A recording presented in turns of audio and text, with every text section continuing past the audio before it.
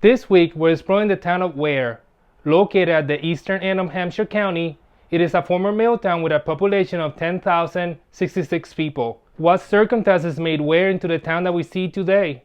And what does that mean for us just driving by or looking for a hike? I'm Gus, and let's see what's along the way.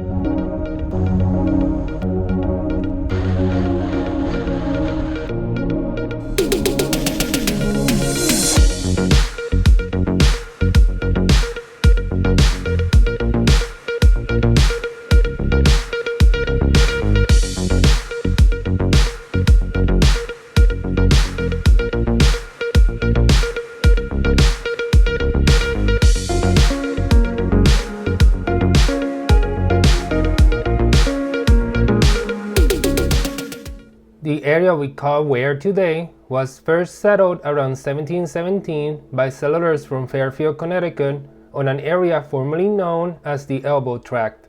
The land was given to Ware and other neighboring towns due to the discovery of survey errors between the Massachusetts Bay Colony and the Connecticut Colony, resulting in a deal in 1716 called the Equivalent Lands, where settlers from Connecticut were able to bid for land in Massachusetts. This allowed individuals such as John Reed from Fairfield to bid and gain land in the Elbows. The Elbow Tract was named after the many rivers which merged to form the Chicopee River. This area is thought to have been a fishing and hunting site for the Quabbin tribe of the Nipmuc peoples. These peoples used tools such as baskets or building stone weirs, allowing them to easily catch fish, and many believe this is where the name of Ware comes from. And there is evidence of land being used as seasonal encampment by native tribes as recently as the second half of the 1700s. When colonial settlement commenced in the area, John Reed had an uncommon approach on how his new land ought to be managed. He ran this new settlement under a manor system, where a lord of the manor administered the estate, while laborers maintained and supported themselves and the lord. This feudal system, though not uncommon in Europe or other parts of the world at the time, and somewhat similar to what colony contracts stipulated, has some key differences. Under those contracts, an individual or collective agreed with a leader of a colony or the crown to be conditionally granted land provided the fulfillment of religious, monetarily, infrastructure, and time requirements. And if those requirements were met, the people would own the land and have their settlement recognized. But under Reed's system, much like true feudalism, there was no ultimate ownership of the land by the individual, while still having to meet both Reed's and the colonial obligations. He called his manor the Manor of the Peace, as a hopeful outlook after many wars such as King Philip's War, which rocked the region a few decades ago. Though, during this time period, it was sometimes called Kingstown instead. This system did not last long, as the settlers' difficulty in meeting their religious obligations led to the portioning of some land for the creation of a meeting house around 1742, forming the Ware River Parish. By 1749, Reed had passed away, and this quickly changed how Ware was managed. With land now being able to be purchased and the construction of a meeting house, Ware joined a similar trajectory we've seen in other towns in Western Mass. And by 1775, Ware was granted the status of town and added to Hampshire County. Ware contains three prominent rivers: the Ware River, Swift River, and the Muddy Brook. Both the Swift River and Muddy Brook drain southwardly into the Ware River, while the Ware River drains westwardly, joining the Chicopee River into the Connecticut River. These rivers were a lifeline to Ware during different periods in history, with the first mill being established on the Muddy Brook around 1752. Ware is crossed by two major routes, Massachusetts Route 9 and Massachusetts Route 32. Route 9 is based on the Old Native Trail, which traversed from West Brookfield to Hadley, which would later become Bay Road during the colonial period. While Route 32 has some portions based on a similar origin, it is mostly based out of the former New England road system, first established in 1922. Ware receives freight rail traffic from the former Ware River Railroad from east to west. This short line is currently run by the Massachusetts Central Railroad, providing connection to Palmer's Union Station. There is no passenger service in Ware since the 1930s. Ware used to have another line running from north to south, formerly called the Springfield, Athol, and Northeastern Railroad, which operated from 1873 until its dismantling in 1935 due to the construction of the Quabbin Reservoir. The post-revolutionary period was rough for many settlements in the area, dealing with a deflating currency and low crop yields, and Ware wasn't immune. Many commented negatively about Ware's soil conditions and crops, but keen eyes quickly noticed the natural forces that roared through Ware. Though other mills existed in Ware before the 1800s, many point towards the Olmsted sawmill on the Ware River as the first step into the future of Ware's rapid industrialization. Its sale to investors in 1821 led to the formation of the Ware Manufacturing Corporation, which quickly expanded towards bankruptcy around 1828, while attempting to tame the Ware River to their desires. Their quick demise was not a cause for hesitation, as the property was quickly bought, forming the Hampshire Manufacturing Company in 1829, which continued the expansion until its own demise in 1837. This boom and bust cycle would soon break, as it only took one more attempt to make a long-lasting boom. And with the purchase of the property by James W. Otis in 1839, Ware was about to change forever. By the 1850s, Ware had quickly become an industrious city with the production of yarn, wool cloth, shoes, augers, and more. Ware also offered many amenities for its 3,785 residents. This rapid development quickly led to talks about a railroad running through the valley, but this would not come into fruition until much later. The second half of the 19th century continued this pattern of growth, with many companies forming, such as the George H. Gilbert Manufacturing Company. Together with the Otis Mill, this company created a sort of symbiotic relationship where one factory would use another's material for their finished product. This chain allowed for a constant output of underwear and other clothes to furnish the army during the Civil War. The Ware River Railroad faced many challenges in starting operations, with stumbles during construction, lack of funds, and 2 iterations of the company. However, in 1873, after 22 years of operation with no train in sight, the company leased its right-of-way that same year to the Boston and Albany Railroad, finally receiving its first passenger train by Boston and Maine on June 27th of 1887. At the same time, the Otis Company was continuing expansion, becoming the largest employer in Ware, with Ware's own population exploding, as by 1890, Ware had a population of 7,329, an increase of 2,512 people in just 10 years. As the turn of the century neared, with Ware's portable water, street lighting, theaters, and streetcars, there seems to be no ceiling to Ware's success. The early 1900s brought the start of modernization efforts and a strong economy that would soon be affected by the world around it. By 1910, Ware had a population of 8,774 people, a number that would slowly decrease as the century progressed.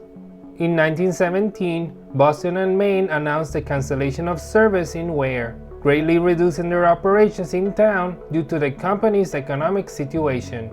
Though the Boston and Albany Railroad leased the route, it did not bring back all services previously offered. This was shortly followed by the cancellation of streetcar service in the area, leaving only a line to Palmer, which was later removed by 1920. During this time, Ware industries were still flourishing, with new industries such as a foundry and a paper mill. Otis still remained a major player, and even without Otis, the majority of Ware's output was still centered around cotton and cotton goods. Analysts could see that output was still high, but low when compared to the output of the previous century. This led to a 20% wage cut in 1920, followed by another 20% in 1922, which quickly led to the 1922 New England strike. The strike lasted for about 11 months, leading to mixed results, but in Ware it was successful, reverting the previous 20% cut. A win for the workers. These results were not ideal for the owners of Otis nor the other industries in the area. The George H. Gilbert Company attempted another 10% cut in 1925, which was quickly met with strikes. This was H. Gilbert's last attempt, as it subsequently dissolved a few years later, while Otis started plans for a decrease in both output and scheduling. Ware, like many surrounding communities, was soon shocked by the 1926 news of the planned construction of a reservoir in the Swift River Valley. This meant towns would soon be dissolved to make way for the reservoir. As expected, the people of Ware rejected the idea, but this would soon change as the possibility of new construction and jobs was quickly reconsidered as the Great Depression began. Ware rapidly felt the Depression's effects as Otis started to sell its assets at the beginning of the decade. Things would not improve. In 1932, passenger rail service was discontinued again, and with the construction of the reservoir breaking ground, it meant that many buildings, businesses, and communities ceased to exist, completely redefining decades of trade and connections between communities. By 1935, the Athol branch of the Boston and Albany was removed, symbolizing the end of the cultural and economic connections of the Swift River Valley. The end of the decade was a tough and defining moment for Ware. In 1937, the Otis Manufacturing Company, a 99-year-old company, would soon be dissolved. This was catastrophic. Losing Ware's biggest employer meant the livelihoods of many citizens was turned upside down. The town and its residents could not just stand and let this happen, as days later a town meeting was announced with the hopes in finding a way to purchase the building or an investor to obtain a replaceable industry in Ware. Things seemed bleak, but in the end they found an investor and formed Ware Industries that same year. The new industry, though still finding its way, was able to manage Otis' former assets and lease them to smaller and newer businesses, ranging from the industrial to the commercial. This might not have been the same of what Ware previously had, but it kept stability in a time where much was lacking. Unfortunately, the disastrous decade was not finished with Ware yet. The last blow was the New England hurricane of 1938, which destroyed many homes and iconic structures in Ware, while also severing rail lines north of Gilbertville, which to this day has never been fixed, as the already struggling railroad couldn't justify reconstruction as the number of closing industries kept increasing. The 1940s and 50s showed a temporary rebirth of Ware's industries and commerce, though its population kept decreasing, now mirroring the population that Ware had at the end of the previous century. This decrease meant that passenger rail service wouldn't be brought back. With the Union Station now abandoned, it was subsequently purchased and used as a private depot. The rebirth of Ware's economy would soon end, as due to multiple factors, Ware's industries sharply declined, bottoming out their population to 7,517 people. By the early 70s, the lack of freight customers meant the discontinuation of freight service to the Ware River line. The state took over the line, and in 1975, the privately owned Massachusetts Central Railroad was formed, offering limited service to Palmer's Union Station. When in 1978, Ware Industries went bankrupt, this was devastating but not wholly unexpected, as the whole country was experiencing a shrinkage of manufacture as a whole. As the century came to a close, Ware's industries were disappearing, while slowly increasing jobs in the retail sector. At the same time, Ware was experiencing a consistent population growth, as in the 1990 census, Ware had a population of 9,808 people, surpassing the previous peak of population before the Great Depression. This new population brought change to Ware, as with the main industries now gone, most citizens now commute out of town for their jobs, with around 60% of the population doing so.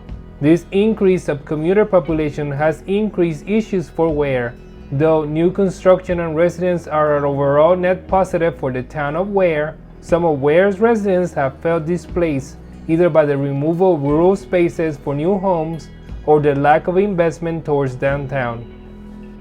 In the year 2000, Ware had a population of 9,707, a decrease of 101 people from the previous decade. Ware Industries were still hanging on, with about 1,009 people employed in the manufacturing sector, while 66% of the population commuted out of town. The new century gave Ware its lowest unemployment since the 90s, with 3.1%. but this will drastically change as the 2008 recession dramatically affected Ware and its residents, which resulted in an 11% unemployment and a decrease of manufacturing jobs now falling below 20%. This increase of unemployment came to tragic results, as many citizens have become victims of the opioid epidemic. These struggles not only affected Ware's residents, but the town as well, as the Ware sewer system has been in need of repairs since at least 2005, as the last update to the system was received around the 1980s. The 2010s was a continuation of these trends, with a population increase of 165 people. Ware's last remaining industries were hanging on thin ice. With the struggle of competing in a global market, many are left shuttered and bankrupt. In the 2020 census, Ware was able to finally break 10,000 residents, with a population of 10,066 people. But you'll be forgiven to think otherwise, as at a glance you see lots of cars but not a lot of foot traffic. Today, Ware might not have a revitalized downtown like what other former mill towns have been able to do in the previous decades, with many establishments closed or abandoned. Besides those conditions, Ware has many attractive attributes which lie within its parks and forests, such as Grenville Park, a 100-acre park which was first donated to the town in 1907. It acts as a town common, as the original land set for that purpose was sold off into lots in the 1840s, just leaving a small piece of land called Nemamesic Square. Besides those areas, a large portion of the Quabbin Reservoir lies within Ware, providing around 200 million gallons a day to the greater Boston area, with the reservoir itself providing many miles of managed hiking trails and other recreational activities. Ware might not be in its most prettiest state, but it is a reminder of the industrial prowess that at one point not only permeated the region, but also across the nation.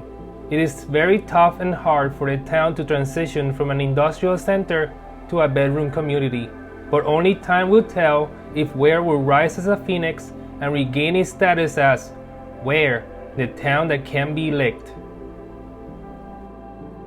So what do you guys think? Do you live in Ware or have you visited? Ware has a unique origin and upbringing that has spawned many fortunes and notable individuals, but now it is left bare with the shells of its former past. But this is not the end, as many, including myself, hope that one day Ware will see stability and growth and will sprout new visionaries with hope towards the future. Well, that's all I got for you today.